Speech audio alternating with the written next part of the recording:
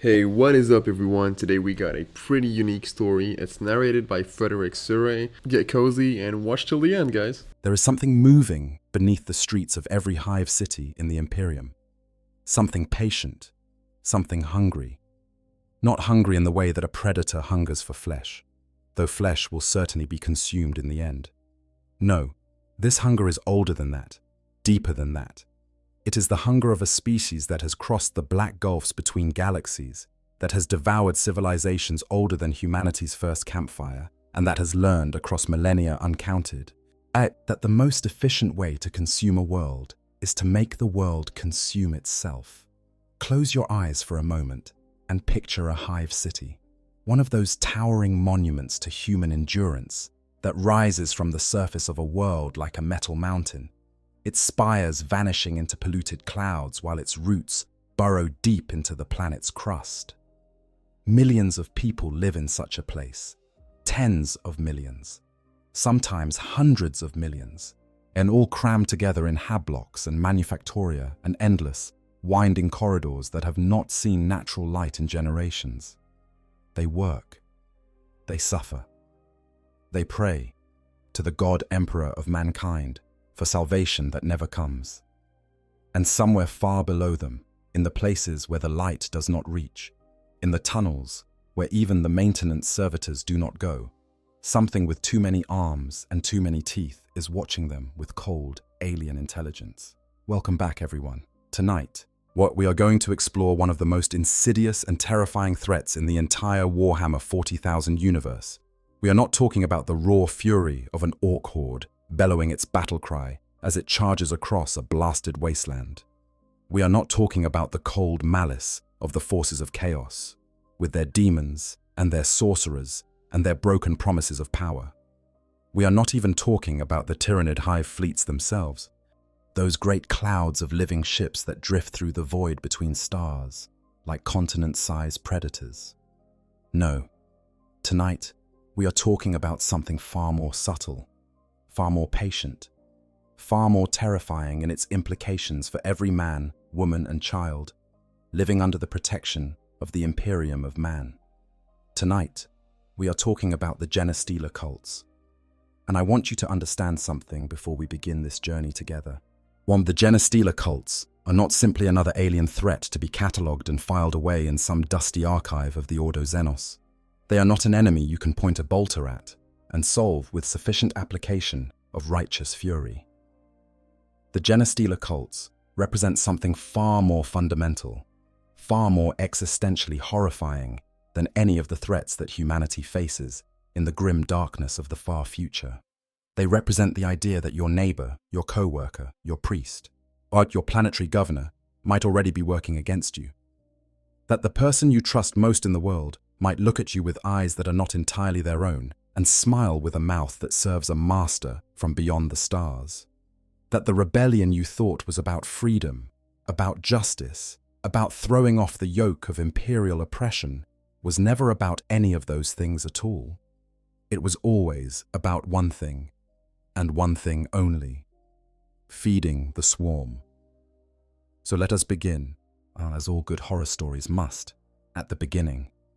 And the beginning of the Genestealer cults takes us not to some dark underhive or hidden catacomb, but to a place that most citizens of the Imperium have never heard of.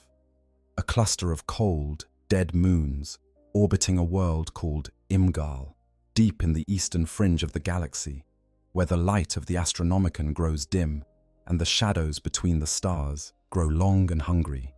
It was here, roughly around the year 500 of the 41st Millennium, as that Imperial trade cruise first encountered something that would change the galaxy forever. They found them on those moons, creatures unlike anything the Imperium had catalogued before. Six-limbed organisms with bodies sheathed in chitin harder than ceramite, possessing a speed and ferocity that could overwhelm even the most disciplined human soldiers. Their claws were so sharp they could tear through the blessed power armor of the Adeptus Astartes as though it were paper. And their intelligence was evident in the way they hunted, setting ambushes with a tactical awareness that suggested something far beyond animal cunning. The Imperial scholars who survived those first encounters gave these creatures a name: They called them Genestealers, though at the time, the Imperium had no idea just how accurate that name would prove to be. For 200 years, the Imgal Genestealers were classified as simply another dangerous alien species. Was full of monsters. What no one was full of monsters. What no one realized, what no one could have realized at the time, was that these creatures were not native to the moons of Imgal at all. They were not an isolated alien species going about their alien business on a handful of remote moons. They were the advanced scouts of something far larger, something that was still millions of light years away, drifting through the intergalactic void with the patience of a species that measured its plans in geological epochs. The Imgal Genestealers were Tyranids, vanguard organisms of the great hive fleets that were even then crawling toward the Milky Way from whatever nightmarish origin they called home. It would take another 2 centuries and the devastating invasion of Hive Fleet Behemoth before the Imperium finally put the pieces together and understood what Genestealers truly were. The Magos biologies of Mars spent years classifying the bioforms left behind after the battle for Macragge, and when they compared the genetic structure of the Tyranid shock troops to the creatures found on Imgal's moons, the terrible truth became clear. Every Genestealer, every last one, was a Tyranid bioform. The Imgal variant was simply one expression of the species, one tool in the hive mind's bottomless toolbox of biological weapons. And those Genestealers had not been sitting idle on their moons for 200 years. They had been spreading, infiltrating, riding the space lanes of the Imperium like parasites in the bloodstream of a host that did not even know it was sick. Current scholarship suggests that the Imgal Genestealers were likely introduced to those moons sometime around the 35th millennium, possibly carried aboard Imperial vessels that had been sent to investigate the Tiamat system. If that is true, then the Genestealers had been quietly working their way through the galactic infrastructure for close to 6,000 years before anyone thought to sound the alarm. 6,000 years. Think about that for a moment. 6 millennia of Genestealers riding cargo barges and freighters and derelict space hulks from one end of the galaxy to the other, slipping aboard in dark cargo holds and forgotten bilge compartments, waiting with inhuman patience for the ship to reach its next port of call. And at each port, at each world, some of those creatures would slip away into the shadows, and the terrible cycle would begin again. To truly appreciate the threat that Genestealers pose, you need to understand what they are as organisms. These are not mindless beasts, driven purely by hunger, though they are certainly capable of extraordinary violence. A pure strain Genestealer is a roughly human-sized creature with 6 limbs, 4 of which end in talons capable of shearing through ceramite plate armor with disturbing ease. Their bodies are sheathed in a chitinous exoskeleton that grants them remarkable resilience. And their musculature is so dense and efficient that they can move with a speed and agility that most human soldiers simply cannot track, let alone match in close quarters. But it is their intelligence that makes them truly terrifying. Genestealers are as smart as humans, perhaps smarter in certain operational respects, with an utterly alien perspective on the universe that allows them to plan, adapt, and deceive with a sophistication that has caught experienced military commanders off guard time and time again. They can read the patterns of human behavior, predict the movements of patrols, and set ambushes with a tactical awareness that borders on prescience. When a brood of Genestealers infests a space hulk, those vast conglomerate vessels that drift through the galaxy on the etheric tides of the warp, they transform the ship into a maze of narrow corridors and hidden kill zones that has claimed the lives of some of the Imperium's finest warriors. The space hulk, designated the Sin of Damnation, stands as perhaps the most infamous example of a Genestealer-infested vessel. Within its cavernous bulk, tens of thousands of Genestealers slumbered in void hibernation, an army of alien predators drifting through the galaxy like seeds on the wind, waiting for the Hulk to come close enough to an inhabited system for them to reach out and begin their infection. When the Blood Angels chapter of the Adeptus Astartes dispatched Terminators to cleanse the Sin of Damnation, in 589 of the 41st millennium. The resulting battles were the stuff of legend. Sergeant Lorenzo led 2 squads of those elite warriors through corridors thick with Genestealer ambushes, and eventually succeeded in releasing a toxin throughout the Hulk that eliminated the entire infestation. But the cost was severe, and the battle illustrated just how dangerous these creatures are, even when faced with the finest soldiers the Imperium can field.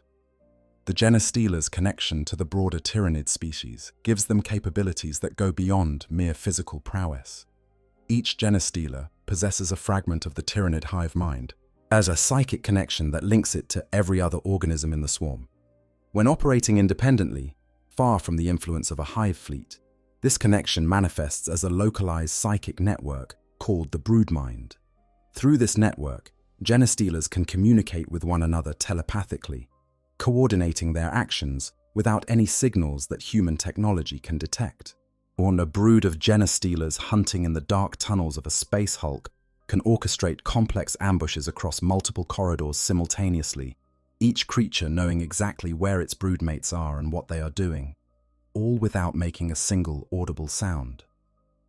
This psychic capability serves another purpose as well, one that is far more sinister than mere battlefield coordination. The broodmind acts as a beacon in the warp, and a signal that can be perceived by the greater hive mind of the Tyrannid hive fleets. The more powerful the broodmind becomes, the brighter this beacon shines, and the more effectively it can guide a hive fleet to the infested world. In effect, every Genestealer cult is a landing beacon for the Tyrannid invasion, a living signal fire that calls to the approaching swarm. This world is ready for harvest. The physical resilience of Genestealers deserves special attention, because it contributes enormously to their effectiveness as infiltrators. These creatures can survive in the cold vacuum of space, entering a state of hibernation that allows them to endure the journey between star systems without any form of life support. They can withstand extremes of temperature, pressure, and radiation that would kill any unaugmented human. They can go for extended periods without food. It is sustained by a metabolism that is far more efficient than anything that evolved on a single world. These traits make them ideally suited for stowing away on spacecraft, surviving in the hostile environments of derelict hulks, and colonizing worlds that would challenge even the hardiest human settlers.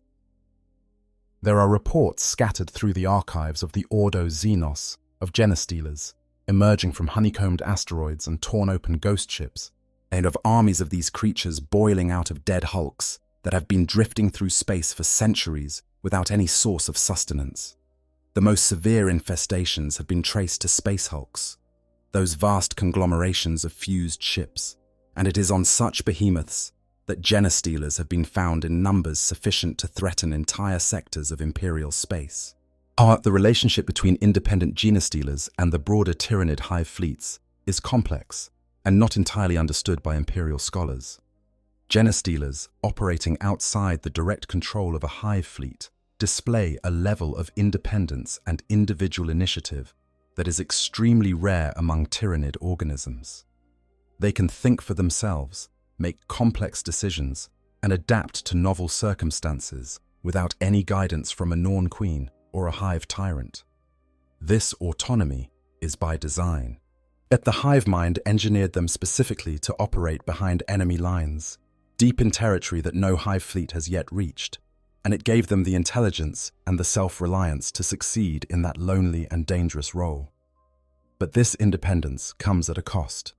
Genestealers that have been separated from the hive mind for too long can develop traits and behaviors that diverge from the standard Tyrannid baseline.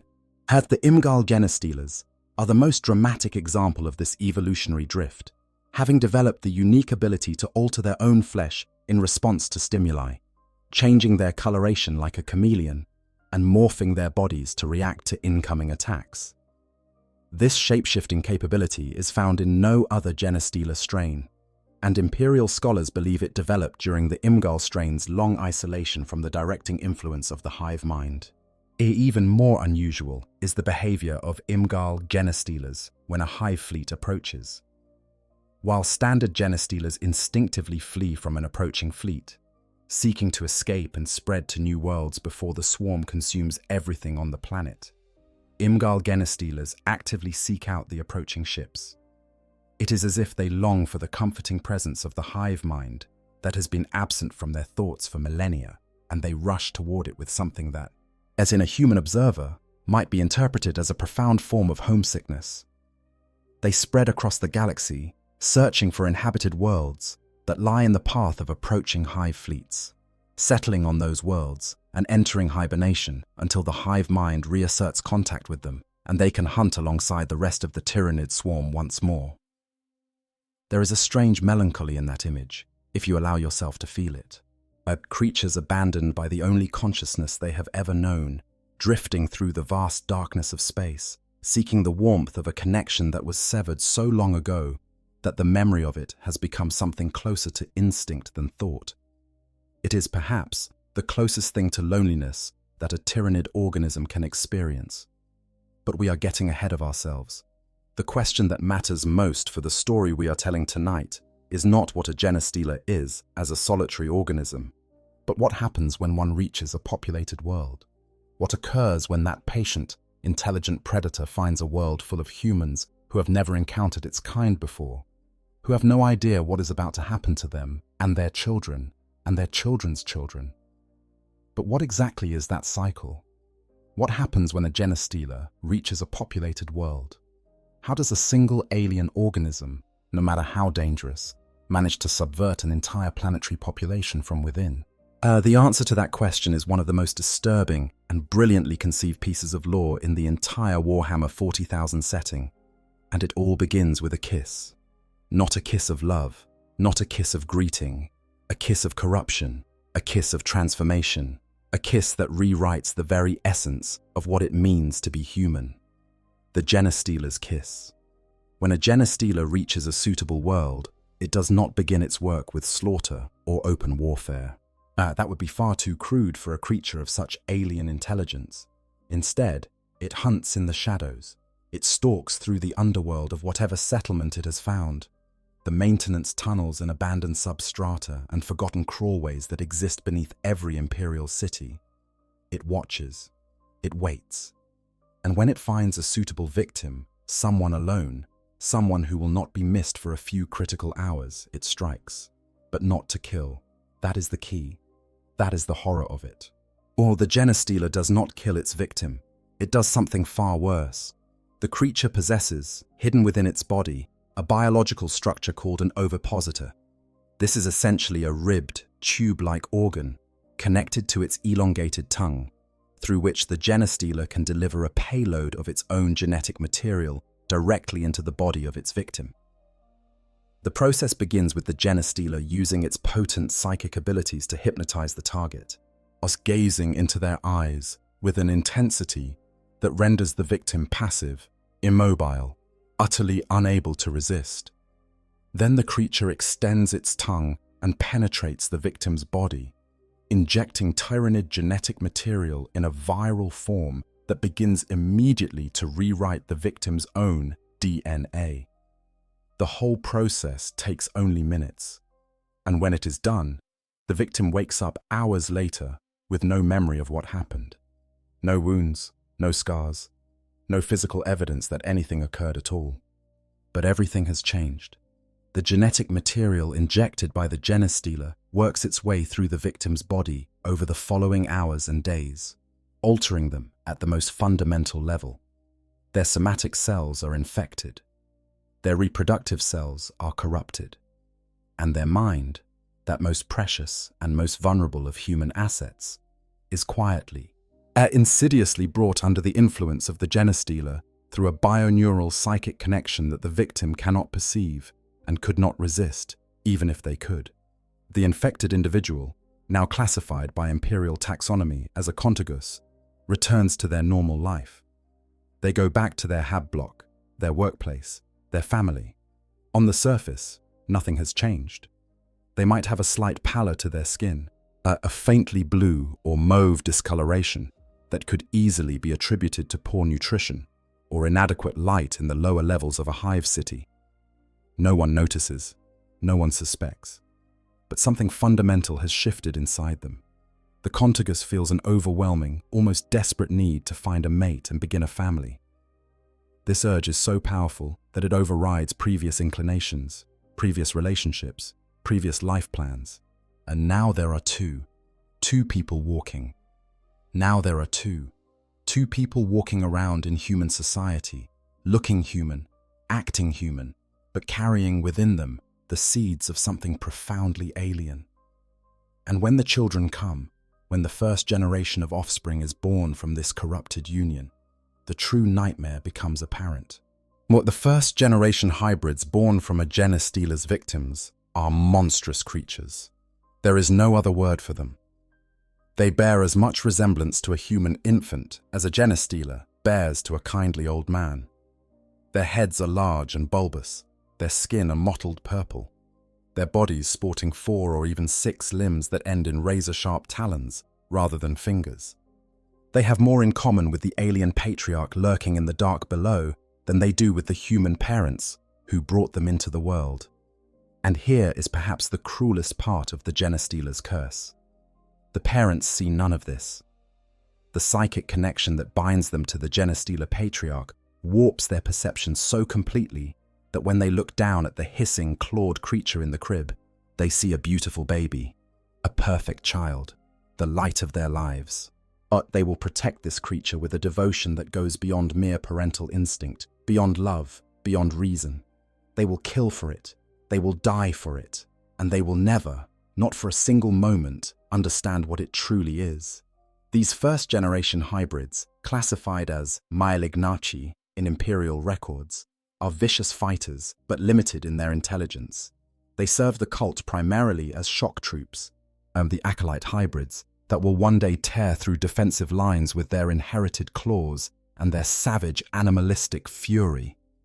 But they can reproduce, either with one another or with further contagi, and their children form the second generation of the brood cycle.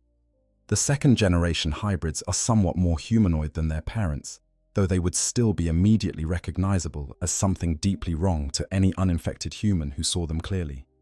They retain the bulbous heads and the extra limbs, but their posture is more upright, their features slightly more recognizable as derived from human stock. They are stronger, more intelligent, and more useful to the cult as a whole. Some begin to develop latent psychic abilities, faint echoes of the patriarch's own power that will be refined and amplified in later generations. The third generation marks a significant shift.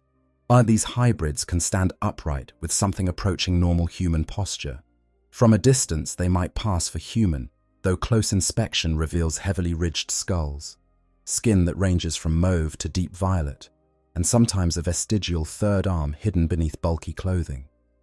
They are intelligent, capable of complex thought and planning, and many begin to take on leadership roles within the growing cult. The Primus, that master of military strategy, may emerge from this generation, as might the quick-drawing Kellamorph, whose 3-armed silhouette becomes a folk legend in the Underhive. And then comes the fourth generation, and this is where the Genestealer's true genius becomes apparent. Fourth-generation hybrids are, to all outward appearances, human. They are bald, typically, and they may have a slight ridging of the forehead that could be dismissed as an unusual bone structure.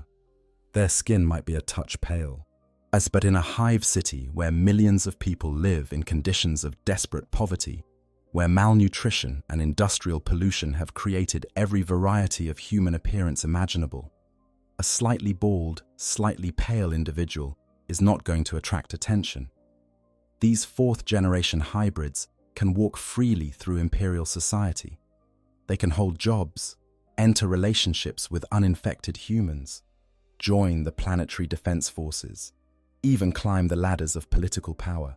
They are the cult's greatest weapon because they are invisible.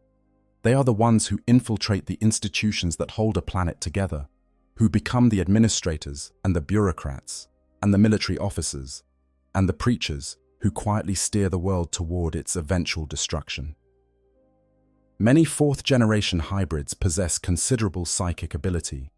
The most gifted among them become the Magus, the cult's primary psychic enforcer and diplomat, and whose hypnotic charisma and telepathic power can turn even the most resolute official into a pliable tool of the cult's ambitions.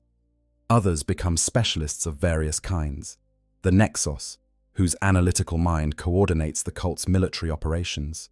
The Clamavus, whose amplified voice and electronic warfare capabilities can rally the faithful and jam enemy communications simultaneously. The Sanctus, a ghost-like assassin who moves through the shadows with preternatural stealth. The Biophagus, a twisted gene alchemist who experiments on the cult's own members to produce ever more potent hybrid bioforms. But here is the part of the cycle that closes the loop in the most chilling way possible. When fourth-generation hybrids reproduce, their children are not fifth-generation hybrids that look even more human than their parents. Their children are pure-strain Genestealers, fully alien, identical to the original creature that started the infection generations ago. The parents of these creatures, bound as they are by the Patriarch's psychic control, look down at these mewling, hissing alien organisms and see beautiful babies, sweet, innocent children who need protection and love. They will sacrifice everything to keep these newborn Genestealers safe, and those Genestealers will grow to maturity and begin the cycle again, either by infecting new victims on the same world or by stowing away on off-world transports to carry the curse to entirely new planets. But this is the brood cycle of the Genestealer cult, a process so elegant in its horror, so perfect in its design, that one cannot help but feel a grudging, horrified admiration for whatever alien intelligence conceived it. In the space of 4 or 5 generations, which in human terms translates to perhaps a century or so, a single Genestealer can produce an entire hidden society of devoted followers, each bound to it through bonds of blood and psychic servitude that are virtually unbreakable. And at the center of it all, growing in power and influence with every new member added to the cult, sits the creature that started everything. The first Genestealer, the progenitor, the one that the cult reveres as a father, a god, a messiah sent from the stars, the Patriarch. When a Genestealer first arrives on a suitable world and begins the process of infection, something remarkable happens to the creature itself. As its progeny multiply and the psychic network of the cult expands, the Genestealer begins to change. It grows larger, its exoskeleton thickening and hardening, its musculature expanding until it stands twice the height of a space marine. Its psychic abilities, once limited to the basic hypnotic capability required for the kiss, swell to terrifying proportions. It can shatter the minds of lesser beings with a single psychic pulse. It can reach out through the brood mind, the gestalt consciousness that connects every member of the cult, and direct the actions of thousands or even millions of followers with the precision of a puppet master pulling invisible strings. The Patriarch is not simply a leader. It is the living heart of the cult, the nexus through which all psychic energy flows, the central node in a network of minds that spans continents and sometimes entire worlds. Every cultist, from the most human-looking neophyte hybrid to the most alien pure-strain Genestealer, is connected to the Patriarch through the brood mind. It dwells deep within the cult's stronghold, surrounded by its most devoted servants and its purest offspring. It is not a creature that concerns itself with the day-to-day management of the cult. That is the role of its lieutenants, and the Magus and the Primus and the other specialist hybrids who carry out its will. The Patriarch's role is more fundamental than mere administration. It maintains the brood mind. It feeds the psychic connection that holds the cult together, and it broadcasts, constantly and unconsciously, a psychic beacon that shines through the warp like a lighthouse in a storm. This beacon has one purpose, and one purpose only. It calls to the hive fleets. It says, "Ag within, come, feed." And somewhere in the within, come, feed. And somewhere in the black void between the stars, something hears that call. Something vast and hungry and utterly, completely alien turns its attention toward that distant signal and begins to move. The psychic hierarchy of a Genestealer cult is remarkably sophisticated for something born of alien biology rather than human social structures. At the apex sits the Patriarch, whose psychic power is unmatched within the cult, and whose word is absolute law, even if that word is communicated through instinct and emotion rather than spoken language. Directly beneath the Patriarch in the hierarchy stands the Magus, the cult's foremost psychic operative. But the Magus possesses psychic abilities second only to the Patriarch itself, capable of mass hypnosis, mind control, and psychic blasts that can kill the unprepared. But for all their power, a Magus is nothing more than an extension of the Patriarch's will, a mouthpiece for the alien intelligence that sits at the center of the web. The Magus serves as the cult's primary link to the outside world. It is the Magus who deals with imperial authorities, who negotiates with planetary governments, who presents the public face of whatever facade the cult has constructed to hide its true nature. Should a planetary governor prove resistant to the cult's influence, it is the Magus who pays them a personal visit, who looks into their eyes and speaks words that carry the weight of psychic compulsion. Most officials, no matter how strong-willed, cannot resist a Magus at the height of their power. Those who can are typically dealt with by other means. Standing alongside the Magus in the cult hierarchy is the Primus, the military commander of the cult's forces. Where the Magus is the diplomat and the propagandist, the Primus is the general, the strategist, the one who plans the military operations that will one day bring the cult to power. The Primus is typically a fourth or third generation hybrid, a creature that combines alien cunning with enough human appearance to move through military circles and learn the arts of war firsthand. And many Primuses have served in the planetary defense forces, or even the Astra Militarum, before returning to the cult to apply their training in service of the Patriarch. Together, the Patriarch, the Magus, and the Primus form the core of the cult's leadership, a triumvirate known as the Broodcoven. But as the cult grows and its needs become more complex, other specialist hybrids emerge to fill crucial roles within the organization. The Nexos is the cult's intelligence officer, as a cold and analytical mind that processes vast amounts of tactical data and translates it into actionable military plans. Working through networks of informants and tapping into stolen communication channels, the Nexos builds a picture of the battlefield that rivals anything the Imperium's own commanders might possess. During the actual uprising, it is the Nexos who coordinates the cult's attacks, who adjusts plans on the fly when the enemy does something unexpected, one who ensures that every ambush and every flanking maneuver unfolds with clockwork precision. The Clamavus serves a dual purpose within the cult.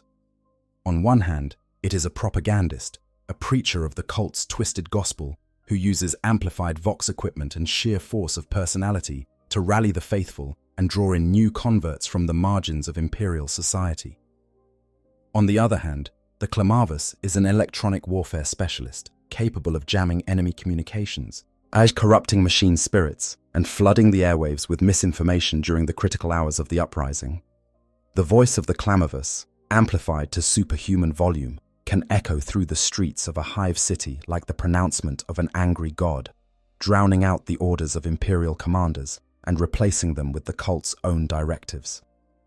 The Sanctus is perhaps the most feared of the cult's specialist hybrids, and with good reason. This creature is an assassin of extraordinary skill, a ghost that can infiltrate the most heavily defended positions and eliminate targets with surgical precision. Armed with either a needle-like sniper weapon or a blade coated with neurological toxins, the Sanctus can decapitate an enemy force by removing its leaders in a single, silent stroke. The first Sanctus of the Twisted Helix, an individual named Astrid Zeneca, who famously assassinated the Archcardinal Vidderminster of Immortus IX by firing a glass tube so thin it bypassed his electromagnetic shield, delivering a cocktail of enzymes that caused the holy man to swell and burst in front of 1 million watching faithful. The political destabilization that followed was exactly what the cult had planned for. The Kellamorph occupies a special place in the mythology of Genestealer cults. This third-generation hybrid, typically bearing 3 arms each gripping a pistol, becomes a folk hero among the oppressed workers of the underhive. Stories of the Kellamorph spread through the lower levels like wildfire, tales of a lone gunfighter who appears from nowhere, guns blazing, to strike down the cruel overseers and corrupt officials who make life miserable for the common folk. These stories are, of course, carefully cultivated by the cult itself. The Kellamorph is not a random vigilante. It is a precision tool of the cult's propaganda machine, and every seemingly spontaneous act of rebellion it performs has been calculated to draw sympathizers to the cult's cause. The Biophagus rounds out the cult's specialist roles with something altogether more sinister. This hybrid is a geneticist, a biological engineer who uses the cult's unique access to tyrannid genetic material to create new and more potent bioforms.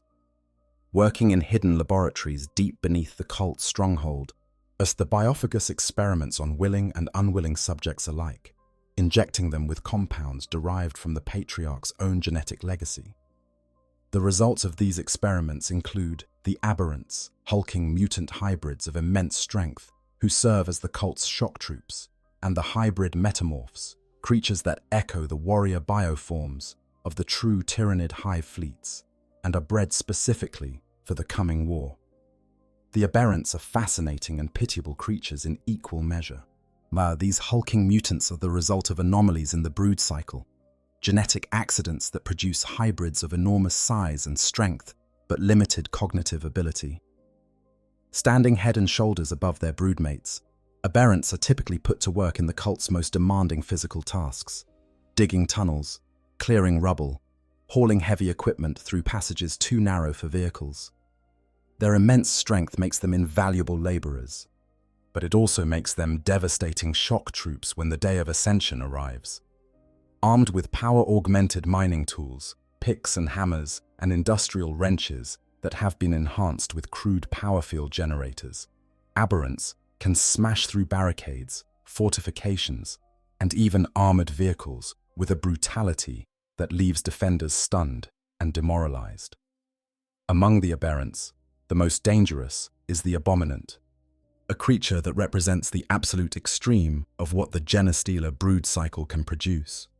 The Abominant is a hulking monstrosity, easily twice the mass of a normal human, its body a grotesque fusion of alien musculature and twisted human anatomy.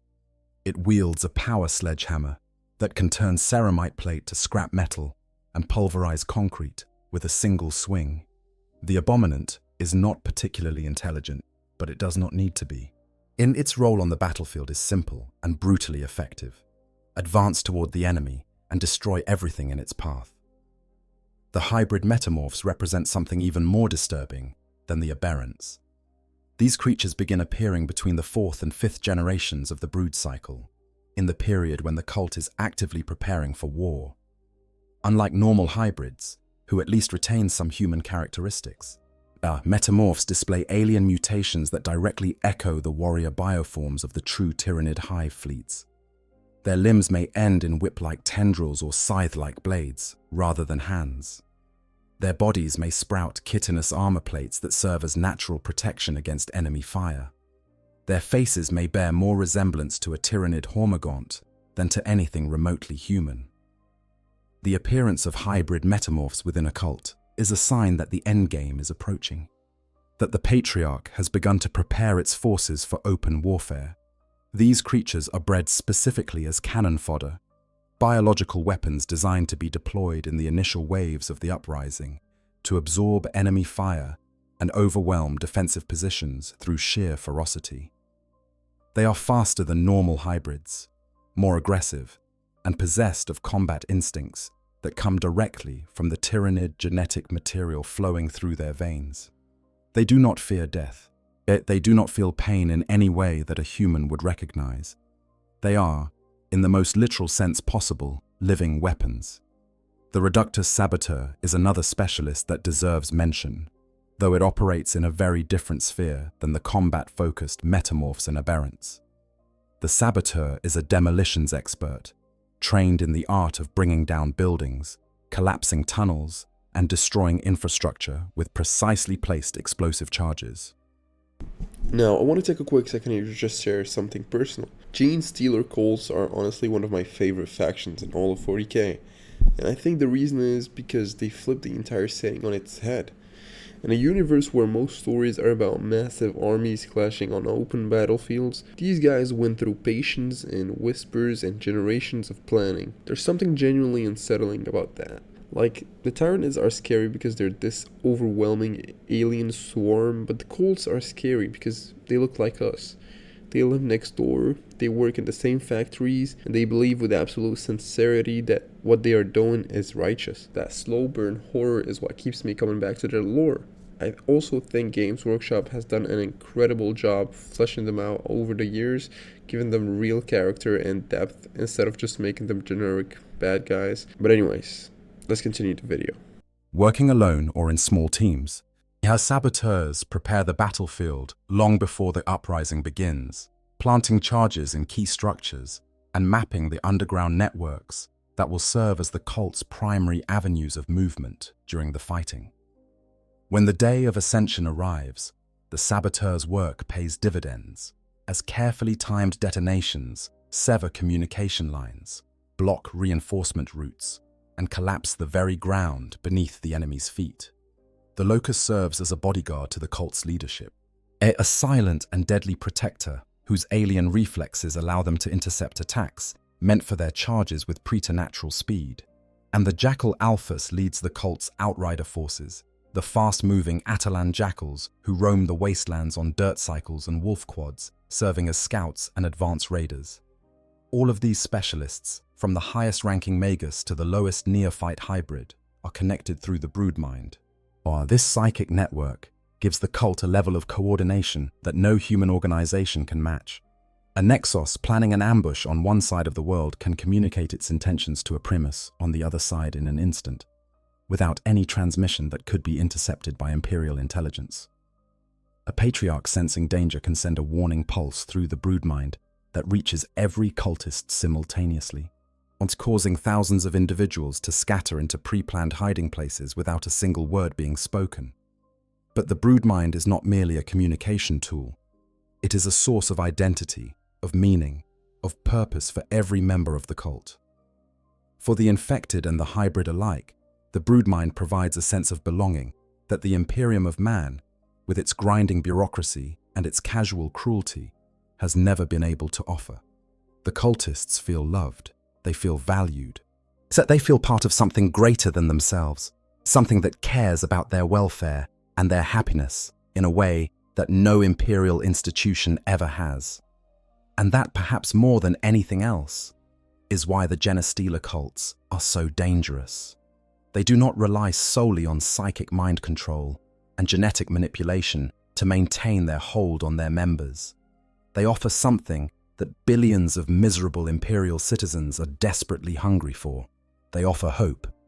This cannot be overstated. The single most important weapon in the Genestealer cult's arsenal is not a claw or a mining laser, or a subverted Lehman Russ battle tank.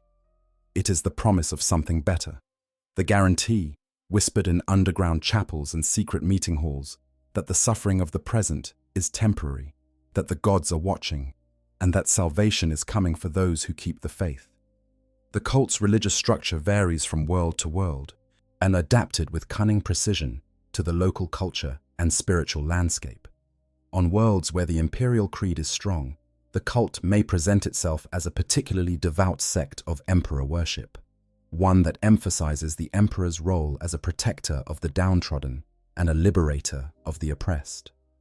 The four-armed iconography of the cult is explained away as a representation of the emperor's all-embracing love, his ability to reach out and hold all of humanity in his divine grasp. On worlds where the ecclesiarchy's grip is weaker, the cult may present itself as an alternative faith entirely, worshipping entities it calls the Star Children, or the Star Saviors, or the angels beyond the veil. The specific theology matters less than the emotional message. You are loved. You are valued. Something great is coming for you, and all you have to do is believe. The cult's approach to recruitment is a masterwork of social manipulation. It targets the most vulnerable populations first: the desperately poor, the chronically ill, the socially marginalized, the bereaved, the addicted, the hopeless. These are people who have been failed by every institution that was supposed to help them, and the cult steps into that vacuum with open arms and practical assistance. Need food? The cult will feed you. Need medicine? The cult has a biophagus who can treat your illness, though perhaps with compounds that carry a hidden genetic payload. Need protection from the gangs that prey on the underhive? The cult's enforcers will keep you safe. Need someone to talk to, someone who cares whether you live or die? The cult is there, always listening, always caring. This is not mere manipulation, though manipulation it certainly is. The cultists who provide these services genuinely believe in what they are doing. They are themselves products of the broodmind's influence. And their compassion and their sense of community are real, even if they are ultimately in service of an alien agenda. When a cultist feeds a hungry stranger or tends to a sick child, they feel the warmth of the broodmind, rewarding them for expanding the family. They experience a sense of purpose and belonging that is as authentic as any emotion a human can feel. Just the fact that this emotion is generated by an alien psychic network, rather than by genuine human connection, does not make it feel any less real to the person experiencing it. This is one of the most psychologically disturbing aspects of the Genestealer cult phenomenon. The cult is not simply lying to its members. It is giving them something real, something they genuinely need, while simultaneously ensuring that their gratitude and their loyalty are channeled toward a purpose they could never accept if they understood it fully. The cult is a gilded cage, beautiful on the inside, inescapable from within, and ultimately designed to deliver its occupants to the jaws of a predator. As the cult grows, its religious practices become more elaborate and more central to the community's identity. Regular worship services are held in underground chapels, often carved from the living rock by aberrant laborers. The Clamavus serves as a sort of priest propagandist, delivering sermons that blend religious fervor with revolutionary rhetoric, telling the faithful that their suffering is not meaningless, that their labor is building towards something glorious, that the Star Children see everything they endure and will reward them for their patience. These services are deeply emotional experiences for the attendees, who often weep with joy and embrace one another in the shared ecstasy of their devotion. The cult also practices rituals of initiation that serve a dual purpose. On the surface, they are religious ceremonies that welcome new members into the community of the faithful. Beneath the surface, they provide opportunities for the Patriarch or its agents to administer the Genestealer's kiss to particularly promising recruits, and converting willing sympathizers into psychically bound servants of the broodmind. The recruit experiences the initiation as a profound spiritual awakening, a moment of divine connection that confirms everything they have been told about the reality of the Star Children and the truth of the cult's teachings. They emerge from the ritual transformed, filled with a sense of purpose and certainty that they have never felt before in their lives. Yet they do not know that the transformation is genetic as well as spiritual. They do not know that the warmth they feel in their hearts is the Patriarch's psychic influence settling into their minds. They know only that they have found something worth living for, and they will defend it with their lives. Over the generations, the cult develops its own mythology, its own saints and martyrs, its own sacred texts and holy relics. The Patriarch is revered as a divine patriarch, a living God whose wisdom guides the faithful and whose love sustains them through the darkness. The Magus is seen as a prophet, a conduit for the Patriarch's divine will. The Primus is honored as a warrior saint, a champion of the faith whose military genius will lead the cult to victory when the day of ascension comes. Even the lowliest neophyte hybrid has a place in this mythology, honored as one of the blessed, one of the chosen, or one of those who will stand in the presence of the Star Children when they descend from the sky. This mythology serves a practical purpose as well as a spiritual one. It provides the cult with a narrative framework that explains and justifies everything that happens within the community. Why are the earliest generation hybrids so alien in appearance? Because they are the most blessed, the ones closest to the divine nature of the Star Children. Why must the cult hide from the authorities? Well, because the Imperium fears the truth, fears the power of the Star Children, and persecutes the faithful out of jealousy and ignorance. Why must the cultists prepare for war? Because the day of ascension will not come peacefully. The oppressors will fight to maintain their hold on a world that rightfully belongs to the faithful, and the cult must be ready to seize its destiny by force. Every question has an answer, every doubt has a response. At every moment of weakness is met with compassion and reassurance. The cult is, in many ways, the most effective religious organization in the galaxy, precisely because it is backed by real psychic power and real alien intelligence. The Imperial Creed asks its followers to believe in an emperor they have never seen, to trust in a plan they do not understand, to endure suffering in the hope of a reward that may never come. Thus, the cult offers something far more tangible, a community that visibly cares for its members, leaders whose charisma is backed by genuine psychic power, and a promise of salvation that is reinforced by the constant, comforting presence of the broodmind. Is it any wonder that people believe? Is it any wonder that the cult grows? To understand why Genestealer cults are so effective at infiltrating Imperial society, you have to understand something about the Imperium of man itself. For all its grandeur, for all its million-world span and its armies of genetically enhanced super soldiers and its planet-killing weapons, the Imperium is not a kind place to live. For the vast majority of its citizens, life in the Imperium is a grinding, relentless experience of labor and suffering that begins at birth and ends at death, with precious little comfort or meaning in between. Consider the average hive world citizen. They are born in a cramped hab block, deep in the bowels of a city that stretches from horizon to horizon. They breathe recycled air that tastes of chemicals and desperation. They eat processed food that provides nutrition but no pleasure.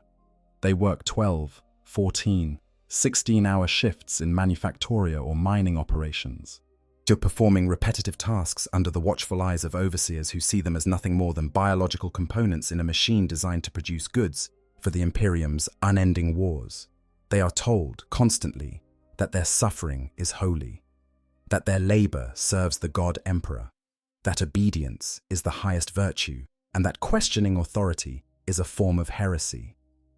And in the rare moments when they have the energy to think, to really think about their situation, they realize that nothing will ever change.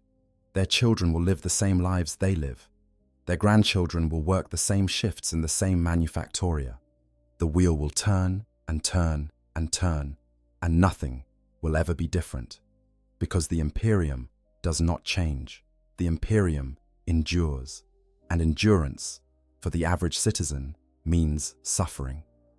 Now imagine that into this world of despair comes a preacher with a message of hope. Not the cold, distant hope offered by the ecclesiarchy, with its promises of reward in an afterlife that no one can verify and that the priests themselves do not seem to believe in. Real hope, present hope, hope that says, you are not alone. You are part of a family. You are part of something that cares about you, that values you, that sees you as more than just a cog in a machine. There are gods beyond the stars who know your name and who are coming to save you, not in some distant theoretical future, but soon, in your lifetime. In the lifetime of your children. That is the message of the Genestealer cult. And in the festering underbelly of Imperial society, where hope is a commodity rarer than gold, that message spreads like fire through dry grass. The cult does not announce itself as a Xenos conspiracy, of course. That would be suicide. Instead, it presents itself as a religious movement, a workers' rights organization, a community support network, or any one of 1,000 other innocuous facades designed to attract the desperate and the disillusioned. The cult often operates under the guise of emperor worship, albeit with some unusual iconographic choices. The faithful might notice that their particular chapel depicts the emperor with 4 arms instead of 2, or that the holy symbol looks less like the traditional aquila and more like the silhouette of a creature with too many limbs. But in a galaxy where the imperial creed has spawned 10,000 divergent interpretations, and where local religious practices vary wildly from world to world, such eccentricities are easily overlooked. The cult provides for its members in ways that the Imperium does not. Food, when food is scarce. Medicine, when the Imperium's own medical services are reserved for the wealthy and the powerful. Community, when the atomized existence of hive life has left people isolated and alone. Protection, when the gangs and the overseers and the enforcers make daily life a constant struggle for survival. The cult takes care of its own, and in return, it asks only for loyalty and for the willingness to do what is necessary when the great day comes. This is why uninfected humans often join the cult voluntarily, without ever receiving the Genestealer's kiss. These uninfected allies are drawn from the margins of imperial society, from the suppressed minorities and the social outcasts and the mutants, who have been rejected by the system and who have nothing to lose by throwing in their lot with anyone who promises them a better future. They are not considered ideal hosts for the genetic infection, since they cannot contribute to the cult's political power, but they serve as useful cannon fodder, informants, and sympathizers who can shield the cult's activities from outside scrutiny. But the cult's infiltration of imperial institutions follows a deliberate and methodical pattern that unfolds over generations. In the early stages, when the cult is still small and vulnerable, its members restrict themselves to the lowest levels of society. They work the worst jobs, live in the worst housing, and attract as little attention as possible. As the cult grows and produces more fourth-generation hybrids who can pass for human, it begins to reach upward, infiltrating first the local law enforcement and administrative bodies, then the planetary defense forces, then the governmental structures themselves. A fourth-generation hybrid who joins the planetary defense forces as a young recruit will spend decades rising through the ranks, all the while reporting back to the cult and subtly steering military decisions in directions that serve the Patriarch's long-term plans. A hybrid who enters the Adeptus Administratum might spend years working as a lowly scribe before gradually climbing the bureaucratic ladder to a position where they can alter records, redirect supplies, and cover up evidence of the cult's existence. A hybrid who infiltrates the ecclesiarchy can shape the spiritual life of an entire city, guiding the faithful away from suspicion and toward a version of imperial faith that dovetails neatly with the cult's own teachings. But the most ambitious cults infiltrate every institution that matters: law enforcement, military, government, industry, religion, communications. By the time the cult is ready to make its move, it has agents in every critical system. People who can open gates and disable alarms and redirect troops and scramble communications at the exact moment when chaos is most useful. On the world of Vigilus, the pauper princes had infiltrated so thoroughly that their influence reached the highest echelons of the planet's society. They had compromised the Adeptus Ministorum of Saints Haven. They had agents within the ruling Aquilarian Council itself. When they finally rose up during the War of Beasts, the defenders of Vigilus discovered to their horror that the enemy was already inside the walls, wearing the uniforms of trusted soldiers and speaking with the voices of respected leaders. But the cult does not rely solely on infiltration and subversion. It also builds a military capability in the shadows, stockpiling weapons and equipment, training its fighters in the art of guerrilla warfare, and constructing a network of tunnels and hidden bunkers that can shelter thousands of combatants beneath the streets of a hive city. Mining equipment is repurposed as weaponry. Industrial vehicles are converted into armored transports. Our demolition charges, meant for clearing rock faces, are wired to bring down buildings and block streets. The cult turns the everyday infrastructure of imperial civilization against itself, transforming tools of labor into instruments of destruction. And all of this happens in secret. All of it unfolds beneath the notice of the authorities. All of it progresses, year after year, decade after decade, generation after generation, and until the cult reaches a critical mass and the time comes for the final act. The Day of Ascension. In the mythology of every Genestealer cult, the Day of Ascension holds the same central place that the Emperor's judgment holds in the Imperial Creed. It is the promised day, the day of liberation, the day when the Star Children, those divine beings from beyond the veil of the sky, will descend to the world and elevate the faithful to a state of perfect union with the cosmos. Every cultist, from the highest magus to the lowest neophyte, dreams of this day. They pray for it. They work toward it. They endure years of secrecy and hardship in its name, sustained by the unshakable belief that all their suffering will be rewarded when the Star Children finally arrive. When the Patriarch decides that the time has come, when the cult has grown large enough and infiltrated deeply enough and stockpiled enough weapons to have a realistic chance of success, it sends the signal. Not a spoken command, not a written order, a psychic pulse transmitted through the broodmind to every cultist on the planet simultaneously. A single, overwhelming imperative that bypasses rational thought and speaks directly to the alien genes that course through every hybrid's veins. Rise, and they do. In a single, coordinated moment, the cult erupts from the shadows. Hidden caches of weapons are broken open. Subverted military units turn their guns on their unsuspecting comrades. Our bombs planted weeks or months in advance detonate in precisely calculated patterns, severing communication lines and destroying key infrastructure. The Clamavus begins broadcasting, flooding the airways with the cult's message, while jamming Imperial frequencies. The Nexus coordinates the assault from a hidden command post, directing forces with a precision that comes from years of planning and the instantaneous communication of the broodmind. Oh, the effect on an unprepared Imperial world is devastating. Defenders find themselves fighting an enemy that is everywhere and nowhere, that knows the layout of their fortifications better than they do, that has agents among their own ranks who choose this moment to reveal their true allegiance. Lehman Russ tanks that were supposed to be crewed by loyal guardsmen open fire on defensive positions instead, as officers who were trusted and respected for decades suddenly give orders that lead their units into ambushes. Planetary defense batteries that should be targeting the enemy are mysteriously offline, their operators having sabotaged the targeting systems hours before the uprising began. The cult's military forces fight with a combination of fanatical zeal and tactical sophistication that catches many Imperial commanders off guard. Acolyte hybrids swarm through tunnels and underground passages, us erupting behind enemy lines with a savagery that overwhelms defenders before they can react.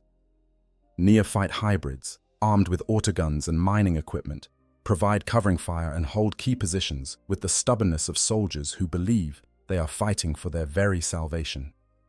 Pure-strain Genestealers, held in reserve until the critical moment, are unleashed against the enemy's strongest points, their razor-sharp claws carving through even power-armored opponents with horrifying ease. The cult deploys industrial vehicles repurposed for war. Goliath trucks, originally designed for hauling ore, carry squads of hybrids into battle. Goliath rock grinders, equipped with the massive drilling apparatus used in mining operations, slam into enemy formations at full speed, their spinning cutters reducing infantry and light vehicles to bloody wreckage. Achilles Ridge runners scout ahead, their mounted weaponry picking off targets of opportunity. And if the cult has successfully subverted elements of the planetary defense forces, stolen Lehman Russ battle tanks and Sentinel walkers may join the fray, crewed by brood brothers, who turn the Imperium's own weapons against its defenders. The brood brothers deserve particular attention here, because they represent one of the cult's most insidious weapons. That these are fully human individuals who have been infected by the Genestealer's kiss, but who show no outward signs of alien corruption beyond a slight pallor of the skin. They look human. They act human. They pass every test and every inspection that the Imperium security apparatus can throw at them. But their minds are bound to the Patriarch through the brood mind, and when the signal comes, they will obey. Many brood brothers serve in the Astra Militarum, the Imperial Guard, which represents the largest military force in the galaxy. A single infected guardsman, transferred from world to world by the labyrinthine logistics of Imperial military bureaucracy, can carry the Genestealer curse to a dozen new planets over the course of a single career. Entire regiments have been compromised in this way, with the infection spreading slowly through the barracks and the mess halls and the troop transports until a critical mass is reached, and the regiment is effectively a military arm of the cult, still wearing Imperial uniforms and still carrying Imperial weapons, but serving a very different master. The cult also recruits from among the uninfected population, drawing in sympathizers who are not bound by the broodmind, but who have been won over by the cult's message of hope and liberation. These uninfected allies are drawn from the margins of Imperial society, the mutants, the outcasts, the oppressed minorities, the social fringe groups who have been discarded by the system and who have no love for the Imperium that has treated them so poorly. They are not considered ideal hosts for genetic infection, since they often lack the social standing to contribute to the cult's political infiltration. But they serve as useful foot soldiers, informants, and human shields. And the cult exploits them ruthlessly when the uprising comes, sending them into the teeth of the enemy's defenses while preserving the more valuable hybrids for critical operations. It is worth noting that Genestealer infection is not limited to humans. The Imperium's archives contain records of cults that have taken root among other species. The Orc worlds of the Octarius sector have seen Genestealer infestations. Though the cult's methods must be adapted considerably to work within Orc society.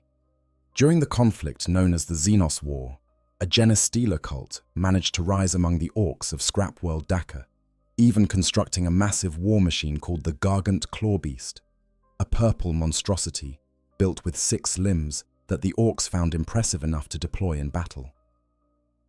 The sight of an Orc Gargant bearing Genestealer iconography speaks to the extraordinary adaptability of these alien parasites. The Tau Empire has also been targeted. The Sept of Ximyen saw Genestealer activity, though the Tau's close psychic bond with their ethereal caste makes them more resistant to infection than humans. The Kroot, with their ability to detect pheromones and their Shaper's expertise in steering their species' evolution, can usually identify and isolate infected individuals before they can spread the curse. Even the Eldari, the long-lived elves of the 40th millennium, have not been immune. The lost craft-world Zaisuthra was overrun by a Genestealer infestation, though the Eldari's extremely long gestation periods make them poor hosts compared to the rapidly breeding human population. Rogue trader dynasties have fallen to the curse. Pirate bands and beast smuggling cartels have been compromised.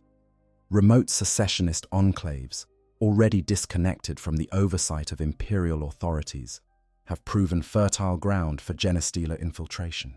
Our recent years have even seen cult uprisings from within the bowels of Imperial Navy warships, those titanic vessels whose security protocols are among the tightest in the Imperium. Yet even these precautions can be bypassed by sufficiently cunning or fortunate broodkin, who might infiltrate a vessel by hiding inside hollow munitions or shipping containers, or by entering through void stations where a cult presence already exists. But the vehicles that the cult repurposes for war deserve closer examination because they tell a story about the cult's ingenuity and its intimate knowledge of the industrial infrastructure it inhabits. The Goliath truck is a perfect example. In its civilian role, this heavy-duty transport is used to carry mining crews and their equipment through the dangerous tunnels and rough terrain of a Delver world. It is built to withstand cave-ins, rock slides, and the occasional explosive decompression. When the cult converts it for military use, it becomes a surprisingly effective armored transport, capable of carrying a full squad of hybrids into the heart of the fighting while shrugging off small arms fire that would disable a lighter vehicle. The Goliath rock grinder is even more terrifying. This vehicle was originally designed to bore through solid rock, using a massive spinning drill mounted on its front to carve tunnels through the earth. In combat, that same drill becomes a weapon of horrifying effectiveness. capable of grinding through enemy barricades, fortifications, and even light armored vehicles. The cult's mechanics modify the rock grinder with additional weaponry, bolt-on armor plates, and improvised demolition charges, creating a vehicle that is part battering ram, part troop transport, and part mobile weapons platform. The Atalan jackals ride dirt cycles and wolf quads, are light and fast vehicles that give the cult's outrider forces the mobility to scout enemy positions, harass supply lines, and provide rapid response when the enemy does something unexpected. These vehicles are common in the civilian world, used by prospectors and surveyors working the open wastes of frontier worlds.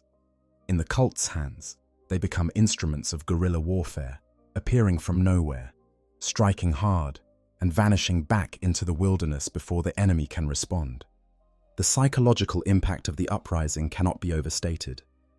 Imperial soldiers trained to fight aliens on distant battlefields suddenly find themselves fighting their own neighbors, their own colleagues, their own families. The discovery that a trusted sergeant or a beloved priest has been a cult agent all along is devastating to morale. The realization that the enemy looks human, talks human, bleeds human, makes every engagement an exercise in existential horror. Who can you trust when the person standing next to you might be carrying alien DNA? Who can you turn to when the authorities have been compromised? How do you fight an enemy that has been growing inside your society like a cancer for generations? But the Day of Ascension is not merely a military operation. It is also, in the minds of the cultists, a religious event. They fight with a fervor that goes beyond military discipline, as a transcendent joy that comes from the belief that they are on the cusp of salvation. They sing hymns to the Star Children as they charge into enemy positions. They offer prayers of thanks as they die, grateful for the privilege of sacrificing their lives in service of their gods. They view their uprising not as a rebellion, but as a holy war, a crusade to prepare their world for the coming of divine beings who will reward their devotion with eternal bliss. And sometimes, and as the uprising rages and the defenses of the world crumble under the cult's relentless assault, the sky does darken, not with storm clouds, not with smoke from burning cities, with something far, far worse. Ships appear in the planet's orbit, not ships in any way that humanity would recognize them. Living things, vast and terrible, their hulls made of chitin and their weapons grown from flesh. They block out the stars with their bulk, and as the cultists look up and see them, yet their hearts swell with rapture. The Star Children have arrived, except they are not Star Children. They are not gods. They are not saviors. They are the vanguard of a tyrannid hive fleet, drawn across the void by the psychic beacon of the Patriarch. And they have not come to reward the faithful. They have come to feed. And in this moment, the most tragic element of the Genestealer cult story reveals itself with devastating clarity. That as the tyrannid bioships descend and the first waves of warrior organisms begin to pour down through the atmosphere, the hive mind reaches out and touches the brood mind of the cult. For the Patriarch, this is a moment of reunion, as the greater consciousness from which it was spawned reasserts control over its wayward fragment. The Patriarch is subsumed, absorbed, swallowed into the vastness of the hive mind. It becomes merely another node in the tyrannid swarm, then no more important than any other organism in the fleet.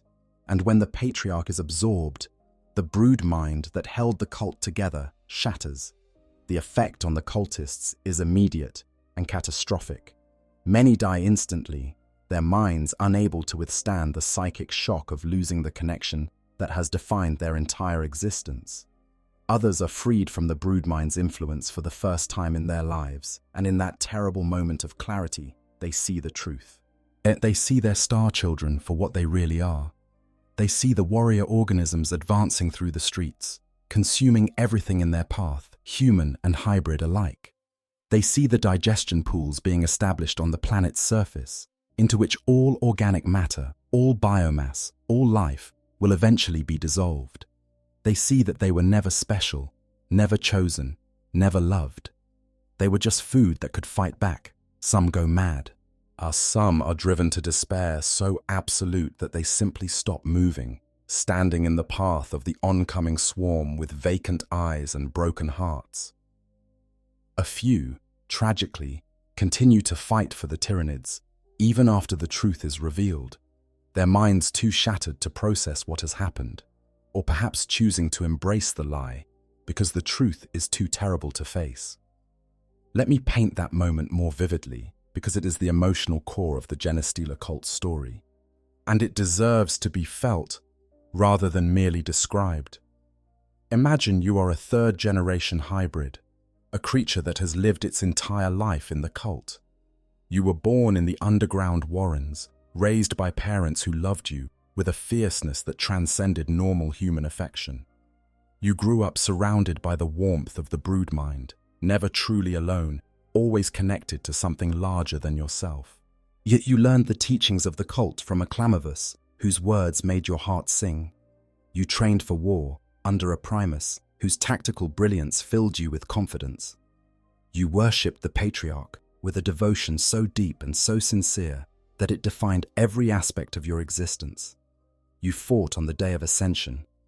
You watched friends die, and you mourned them. But you kept fighting because you absolutely knew that their sacrifice had meaning, that the Star Children were coming, that everything would be worth it in the end. And then the sky darkened, and you looked up, and you saw them. Vast shapes descending through the atmosphere, shapes so enormous that they blocked out the sun. Your heart exploded with joy. The Star Children, they were here. They were finally here. You fell to your knees and wept with happiness, reaching up toward the sky with 3 arms outstretched in a gesture of welcome and surrender and absolute, our unconditional love. And then the broodmind screamed, not a signal, not a command, but a scream, as if the very consciousness that had held your world together was being torn apart from the inside. The Patriarch, that beloved father, that living God, was suddenly gone. Not dead, worse than dead, absorbed, swallowed, consumed by something so vast and so alien that the Patriarch itself, for all its power, was nothing more than a mouthful. The warmth vanished, as the connection that had sustained you since the moment of your birth. That constant, comforting presence in your mind that told you who you were and where you belonged and what your life meant was ripped away in a single, devastating instant. You were alone. Truly alone for the first time in your life. Alone in a way that no human can understand, because humans have never had a psychic bond to lose. And in that silence, that terrible, echoing silence where the broodmind used to be, you looked up at the sky again, and you saw the bioships for what they really were. Not gods, not angels, not saviors, predators. The most efficient, most ruthless, most utterly indifferent predators the galaxy had ever produced. And they were already feeding. You saw the Carnifexes and the Hormagaunts and the Genestealers, yes, Genestealers just like the ones you had worshipped, pouring down through the atmosphere like a living rain. You saw them tearing into everything, into the buildings and the people and the animals and the plants, consuming it all, reducing an entire biosphere to raw biological material. You saw your fellow cultists, your brothers and sisters, your family, being cut down alongside the Imperial soldiers they had been fighting moments before. You saw that the Tyranids made no distinction between cultist and citizen, between the faithful and the oppressor, as between those who had worshipped the Star Children and those who had never heard their name. To the Tyranids, it was all the same. It was all just biomass. Some cultists experience a final, terrible irony in their last moments. The hive mind, having absorbed the Patriarch and gained control of the remnants of the broodmind, reaches out and seizes the surviving cultists. It does not comfort them. It does not reward them. It puppets them. Using the same psychic connection that once bound them to the Patriarch, the hive mind forces the cultists to fight with renewed ferocity, burning through their bodies with psychic energy that makes them faster and stronger and more aggressive than they have ever been. They become disposable shock troops for the invasion, sent charging into the teeth of whatever resistance remains, and their bodies burning out like candles in a furnace as the hive mind drains every last flicker of bioenergy from their cells.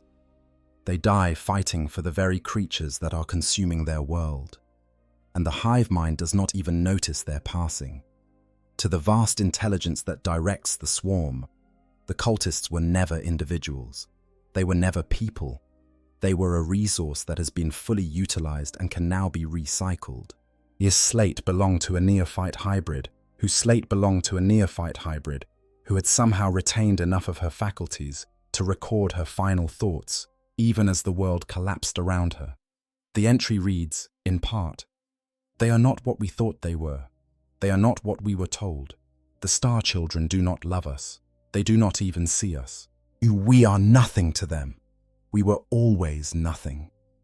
Those words, scratched into a data slate in the last minutes of a dying world, may be the most concise summary of the Genestealer cult's tragedy that exists anywhere in the Imperium's vast archives. The hive mind uses the surviving cultists ruthlessly, pulling them like puppets on psychic strings, forcing them to fight harder and move faster as disposable shock troops for the main invasion force, with each tug on the synaptic leash, while the hive mind drains more of its hapless worshippers, burning out their life force to fuel the advance of its more valuable organisms. The cultists die screaming, or they die in silence, or they die without ever understanding what happened to the paradise they were promised. In the end, when the Tyranid fleet has consumed every last trace of biomass on the planet, when the oceans have been drained and the atmosphere has been stripped, and the world is nothing more than a barren, a lifeless rock tumbling through space, the cult is gone.